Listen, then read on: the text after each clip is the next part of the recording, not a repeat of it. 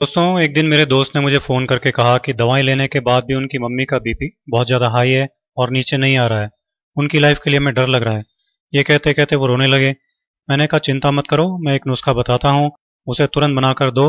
और एक एक्यूप्रेशर भी बता देता हूँ जो कितना भी बीपी हाई हो जाए तुरंत काम करेगा और 5-7 मिनट में ही बीपी नॉर्मल आ जाएगा।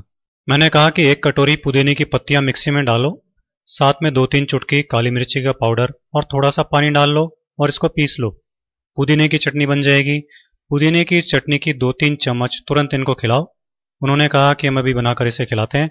फटाफट 2 मिनट में ही उन्होंने चटनी तैयार कर ली और तुरंत उनको खिला दी। 5-7 मिनट में ही उनका आराम आने लग गया।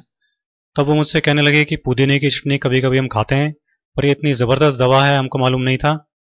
मैंने कहा कि ये घरेलू नुस्खे बहुत तेज़ी से काम करते हैं और बनाने और यूज़ करने में भी बहुत आसान होते हैं, लेकिन बस हमको इनके बारे में मालूम नहीं होता। नेचुरोपैथी और आयुर्वेद में इसको बहुत ऊंचा स्थान दिया गया है।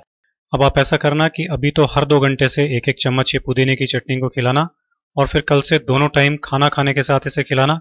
इससे बीपी नॉर्मल रहेगा, बढ़ेगा नहीं। इससे पेट भी साफ रहेगा और गैस भी नहीं बनेगी, क्योंकि पेट की गड़बड़ी और गैस से भी कई बार बीपी हो जाता है। तो अगर इनको इसकी वजह से बीपी बढ़ रहा होगा तो वो प्रॉब्लम भी हमेशा के लिए ख़त्म हो जाएगी। मैंने उनसे कहा कि ज़रा कपड़े सुखाने की 4 चिमटियाँ ले आइए ताकि हाई बीपी का एक्यूप्रेशर भी कर दें। वो चिमटियां ले आए। मैंने एक चिमटी उनके बाएं हाथ की बीच की उंगली में लगा दी और दूसरी चिमटी उसी हाथ की सबसे छोटी उंगली में लगा दी। इसी तरह से तीसरी चिमटी उनके दाएं हाथ की बीच की उंगली में लगा दी और चौथी चिमटी दाएं हाथ की सबसे छोटी उंगली में इस तरह से लगा दी। मैंने उनसे कहा कि जैसे ही आपको अनईजी लगने लगे तो आप बता देना, इनको उतार देंगे।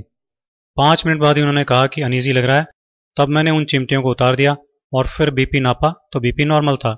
सब लोग ये देखकर चकित रह गए। मैंने कहा कभी भी ऐसी बात हो तो इसे तुरंत कर डालना और इसे रोजाना दिन में एक बार इसी तरह से करना।